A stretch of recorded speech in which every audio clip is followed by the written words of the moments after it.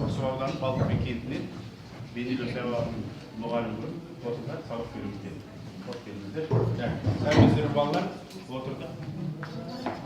Top koşbaşısı mağam. Balların jokluğun kim yok son belirli telefon top başçısının bayağı bravo. 16 bala, 17 balın içinde maddeler. Aha. Yaxşı, rahmet. Al endi bunun sabahımızda başlaması turib ballar. O'rnimizdan turib, bärimiz çemberge turamiz. Bir-biriga sertlik qilaylik. Al, pastaya qo'ying, sertlik qilaylik. Shu ko'r. Aha.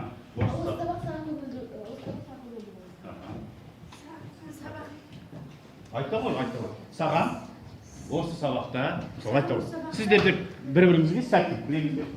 Sağam осы сабақта көңіл көтеріңкі болсын. Dürüst. Sağam осы сабақта жақсы. Aha. Жақсы. Aha. Al. Dürüst ediniz. Otura qo'yinglar. Rahmet. Endi bolalar o'tgan sabaqda qanday taqdirda surat sol, soni bir-ikki bolani so'rab, o'zimiz qisqacha suratimizda qo'rg'ash berdik. Al. Kir, qo'lga ko'ra qo'y. Tura qo'y. Suratimizni chiqara qo'yamiz. Sabahimizni uy жұмысының taqdirini ayta qo'yamiz. Aytdim. Endi siz qo'rg'ay qo'yamiz. Bir-ikki minut. Qanday meni soldingiz? Buni құрал-жабдықтар қолданып ayta qo'yamiz. Махмет деген қарындашпен салдым. Так. Бұны еще 2 күн салдым. Саған өзі сурет салу сабақ ұнайды ғой? Иә. Ұнайды. Отыра қой. Так. Тағы қандай отырасыз? Қорғай қой, келіп.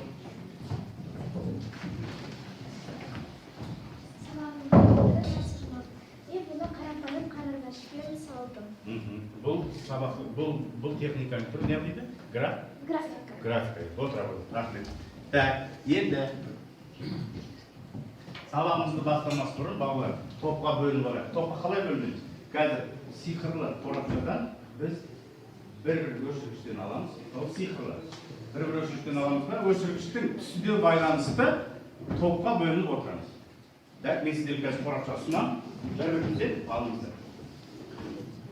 Ала қойыңыз. Бір. Так, ала қойып бір. Tez.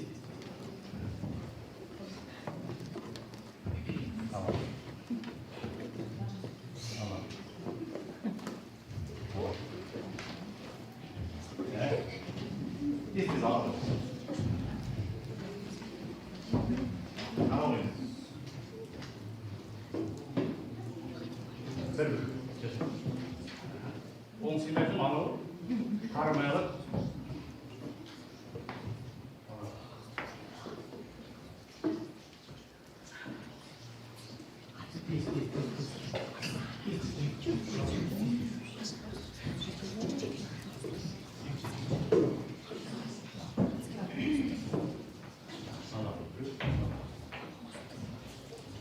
Endi bәріміз қолымызды көтереміз.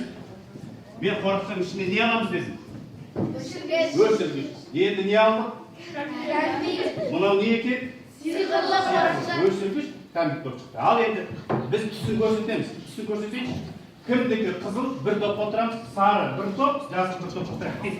Бірақ енді асықыш боламайды. Жоқ, сол ғой қызыл деген сол. Жасылдар бір топ.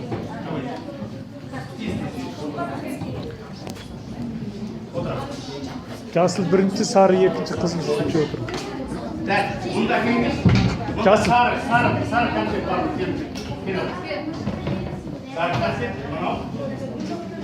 Оранжевый конфет, оранжевый конфет.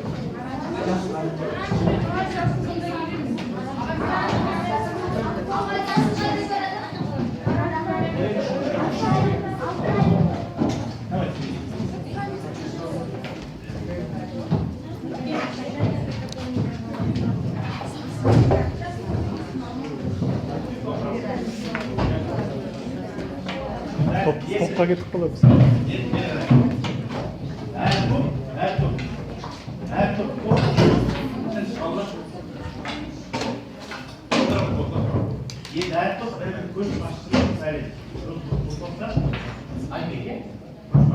Енді уақыт белгілеуші уақыт белгілеуші айдан қалғанымыз топ сурет. Так, топ көшбасшысы Ернұр. Uақыт белгілеуші жеңіс. Қалғанымыз топ суретшісі. Екі топ көшбасшысы баян, уақыт белгілеуші. Айтолқын, қалғанымыз топ суретшілері. Енді кеттік ары қарай. Енді қараңдар, балақайлар. Бәріміз тақтарға қараймыз. Тақтарға қараймыз. Тақтар нені көрдік? Кімнің портретін көрдік? Абай Құнанбаев. Абай кім?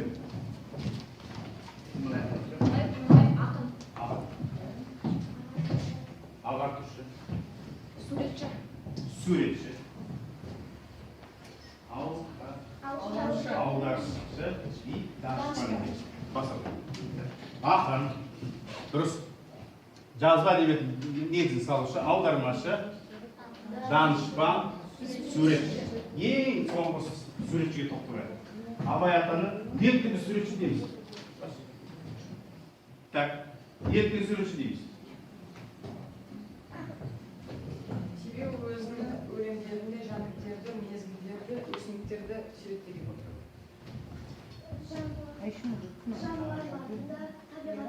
Вот табиғатты бейнелеген екен. Жылдың әр мезгілдерін өзінің өлеңімен суреттеген, яғни суретші. Так, енді осы табиғат сөзін топтастырайық. Топтастырған деген түсінесіз бе? Табиғат сөзін топтастырайық. Так, табиғаттың ішінде не керек? Өсімдік. Жануарлар. Жан-жануар. Таулар.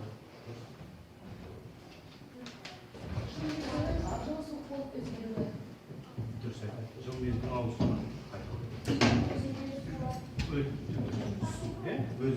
Осының бәрін басады. Так, ай, күн, су, дұрыс айтады. Жануарлар, өсімдіктер, құстар, таулар, ағаштар. Так, енді осы суретке мысалы басады. Басады. Тоқта. Так, енді осы табиғат дегеніміз біздің сурет өнерінде қандай жанр бар? Пейзаж. Пейзажды не дейді екенбіз? Пейзажды табиғатты дейді. А мысалы? Аха, дұрыс айтасыз. Так, сізге не дейсіз? Енді табиғаттың алуан түрлі, пейзаждың алуан түрлі болады екен. Мысалы, нақты қарап, тура сол тауды, тура сол ағаштарды салуға болады екен. Бұл бір. Екіншісі, дұрыс айтады. Бұл суретшінің қиялынан туған. Қазір бүгін біздің орындайтынымыз Абай атамыздың өлеңдеріне байланысты өзіміздің ойда, қиялымызда жыл мезгілдерін түсінді ме? Ары кетеміз. Қатты бол. Жаңағы нақты. Енді мынаны қараңыздар. Жылдың қандай мезгілдерін көрдік?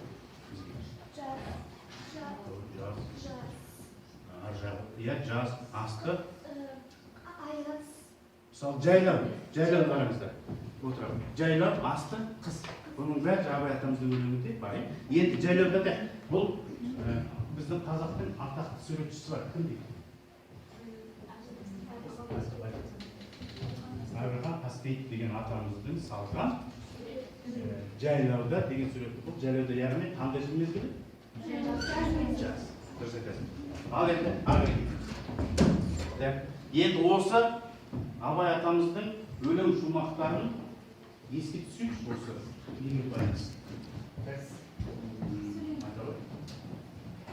Бұл Күз сұр бұлтсы суық қаптайдасқан, күз болып тұр тұман жерді басқан, білмеймін тойғаным артынған ма, жыл қойына бие қашқан тай жарысқан. қош келдің. Келесің, айталым. Ақ киімді денелі, ақ сақалды, соқыр мылқау танымас тірі жанды, үсті басса ақ қырау түсі суық, басқан жері сыққылап келіп қалды. Енді Абай атамыз бұл өлеңде нені бейнелеген? Нені Қыс суреттеген? мезгілін бейнелеген. Қыстағы нені? Аязды. Ақ дүние сықырлап келіп қалды. Аяз сықырлап келеді ғой, ары қарай. Шоқпардан Бұл секілді қамыс қол. Абай атамыз жылқы малын Сипаттаған. Сипаттай кекіл бар қамысқұлақ, қой мөрімді қояр жақты кең қабақ, ауыз омыртқа шоңқы майды жалды, ой жетке көңілген болса сабақ. Енді, бұның бәрін не үшін айтып отырмыз? Өйткені бүгінгі біздің сабағымыздың тақырыбы Абай шығармаларына иллюстрация жасау. Ал енді кейбір адамдар бізде иллюстрация деген сөз түсінбей тұрса, иллюстрация деген сөзіміз иллюстрация деген қандай да бір шығарманың, қандай да бір ертегінің мәтініне и мазмұнына түсінік толықтыру бар. Ол енді мысалы қараңдар. Мысалы біз алайық, бір ертегі кітабын алайық. Ертегі кітабын алып, бірінші жерін ашқысы осыны аяқтап та, ол жерде не бейнеленген? Осының ішіндегі ертегінің мазмұнынан байланыстырып не салынады? Сурет салынады. Яғни біз Абай атамыздың шығармаларына байланыстырып, біз сурет саламыз. Так, ары қарай кетеміз. Так. Енді бітеміз. Башты. Аха, енді қараңдар балалар. Осы сабағымыздың мақсатымен танысайық. Қараңдаршы, бұл сіздерге Абай өлеңінің желісіне ілесе отырып, сурет салуды үйретіп, өлеңдегі желісіне ілесе отырып, сурет салуды үйретіп, мысалы, адамгершілікке, сұлулыққа тәрбиелеу, табиғаттың сұлулығын сезінуге. Дәл қарай оқушының таңдау, талдау, бейнелеу дағдыларын дамыту, оқушының көркемдік талғамын қалыптастыру бағыт беру екен бүгінгі мақсатымыз. Ал енді сонда сендер осы мақсатқа байланысты сүйене отырып, әрқайсысы бір парақшаға өздерінің мақсаттарыңды жазып отыруын, осы сабақтағы мақсаттарыңды жазып отыруларыңыз болады. Дәл енді ары қарай кетеміз. Енді балалар, әр топтың көшбасшысын сайлатып қояйық. Сол көшбасшысы бір конверт аламыз. Конверт аламыз да, енді біз тақырыбын өзімізге алуымыз керек қой. Біздің жұмысымызды. Енді сіздерге конверт ұсынамын. Әр бір конверт аласыңдар да сендер қай мезгілге сурет саласыңдар, соны так, қайсысын аласыңдар? Ал. Так, алады. Енді ішінің ашасында да тақырыбын көшбасшы тұрып оқиды. Тұрады. Сіздерге ұсынылған сурет қыс мезгілін бейнелеу. Жаз бейнелейміз. Түсінікті. Ал енді балалар, біз Абай атамыздың тағы да бір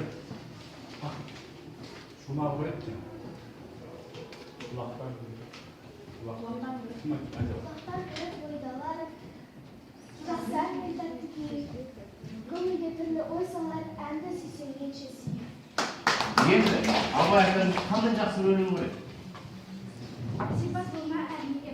Жоқ, біз дұрыс айтып Сипат болма әрнеге, өнерпаз болсаң арқалан, сенде бір кірпіштің неге, кеттігін тапта арқалан. Ең қазір тыңдайтын өлеңіміз Абай атамның ең бір жақсы өлеңі бар ғой? Жесіздік. Ал енді балалар, бәріміз түсінікті, біз саламыз қысты, жаз, ақыртақ мен сіздерге қазір не берейін? Топ бойынша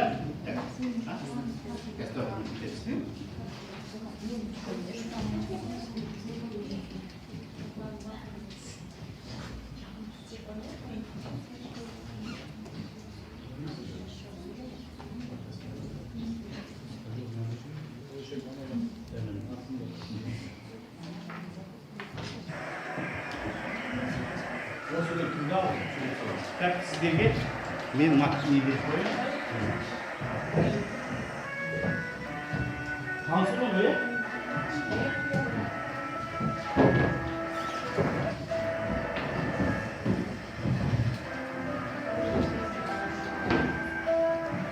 Так, жаңағы өздеріңе берілген өшіргіштен конфетке айналып кеткен сиқырлы конфетті жеп отыруларыңа да болады. Бұл енді ойын сабақ қой. Ойын сабақ жеп отыруға рұқсат. Иә?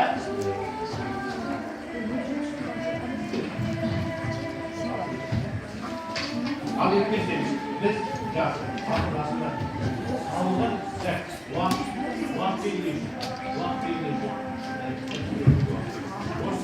Sonra bir seçmen vaqt edelim.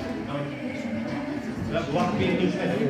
Vaqt belirleyici. Siz bana bir eskerdiniz, vaktimiz az evet.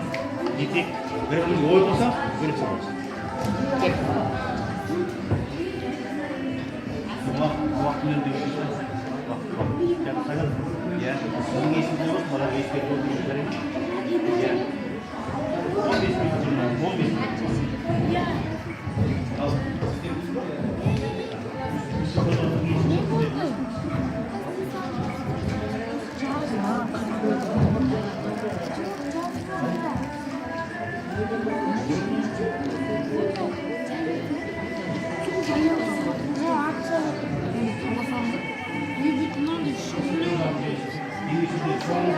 Sonday söyleşilecek. Her gözünün gözü. Hamdülillah oynasın. Aslı beyninde. Çorbaya alıp bulun da söyle mi? Evet.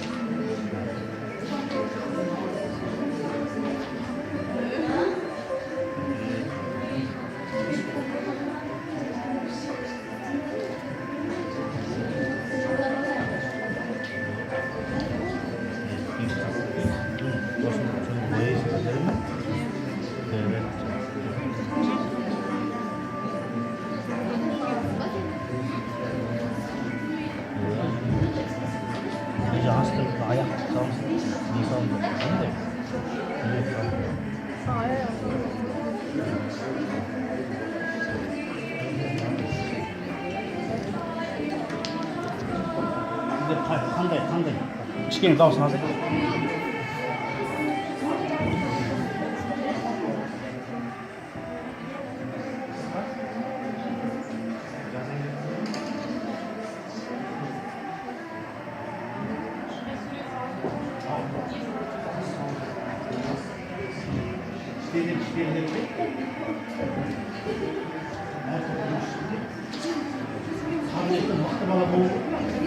Ben qaraysan qametga ben so'zda tezda solib chiqib yuborib turibman.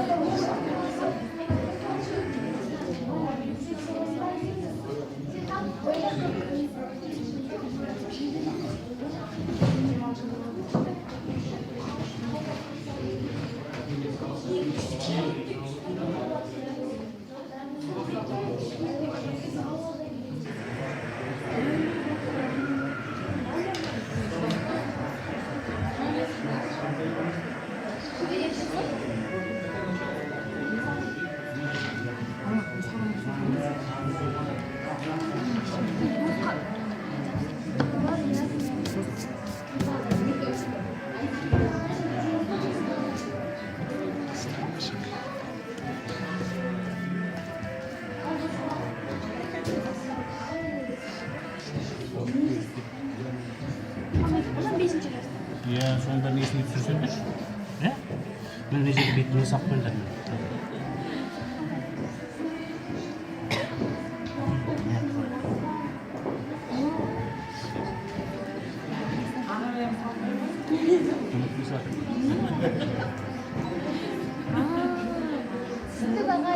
Ha? Ya, ama çok çetin olur. O değil mi?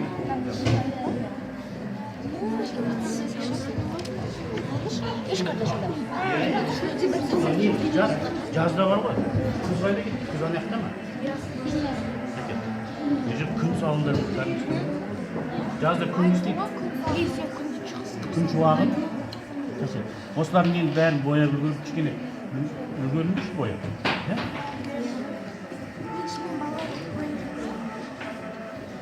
Жүйе жасасыңдар. Давай, битіңдер не? Давай, жайлау.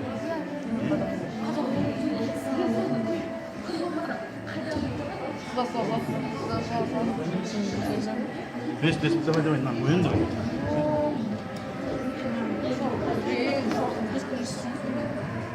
Biz ne istiyorsun? Ayazma ne? Давай kıstık bitti. Bu, ver kıstık. Allah söyledim. Sana göstermiş. Böyle kılmaydı. Şana söylüyorum çünkü. Baba.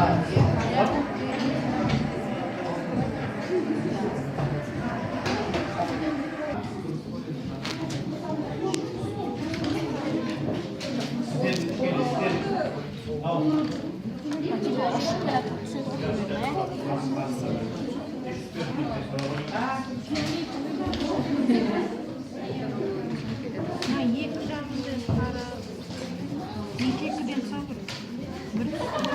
Ne oluyor kızlar? Kahve sürdü.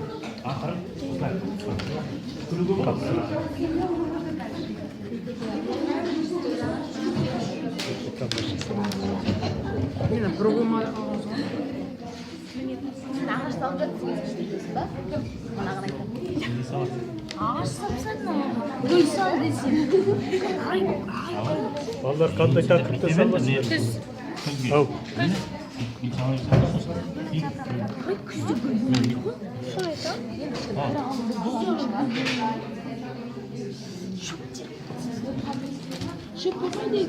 Рахмет. Қол шапалақтар жіберейік. Суреттерге екінші топ сөйлеп отырыңыздар. Асықпа, бір-екі жігіттер жақсы, жігіттер сөйлейді қазір. Ал, жігіттер жазда бұл сүйретіміз жазғы жайлау. Енді қазанда наурыз күнде жылқылар қой. жазда жайлауда, иә? Бұған қандай құралдар қолдандық?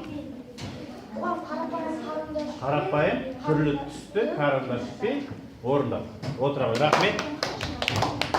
Жақсы. Давай, кел. Ал. Ал енді. Бол, көтерем. Ал, айтып. Бұл жерде көлдер ағып жатыр, таулар. Күз мезгілін бейнеледі, бұл жерде күзде ағаштар қандай түске боялады екен? Сары, алтын түске боялады екен. Сондықтан сізде сары карандашпен бояп, күзді білдірдіңіздер, өте көп рахмет отырады. Бұл сабақта не қызық болды? Топ жұмыс жасаған қызық болды. Содан кейін жаңа біз өршілікшілер конфетімізді алып қойған кезде сол қызық болды. Енді ары не қиын болды? Мысалы осы сурет салып отқанда қандай қиындықтар бізге келді? Сіздерге уақытты кішкене аз қалды, иә? Содан кейін жан-жақтағы аға мен тәтелер қарап отырғанда қорыққан жоқсыздар ма? Так, енді ары қарай. Ал енді бұл жұмыста не құнды болды? Не құнды? Не құнды? Құнды деген сөз. Құнды болғаны біз Абай ағаның өлеңдерін еске алдық. Дұрыс айтасыз. Бұл кезде Абай ағаның өлеңдерін еске түсіріп, өлеңдерін тыңдадық. Сол енді балалар үйге тапсырма, сіздер топпен жұмыс жасадыңыздар ғой. Үйден әркім өзінің ойымен, қиялымен осы жыл мезгілдерін Абай ағаның әрбір өлеңіне байланыстырып, бір-бір сурет дәптерлеріңізге сурет салып бересіз. Тыңдағандарыңызға көп рахмет. Осымен сабағымыз аяқталды.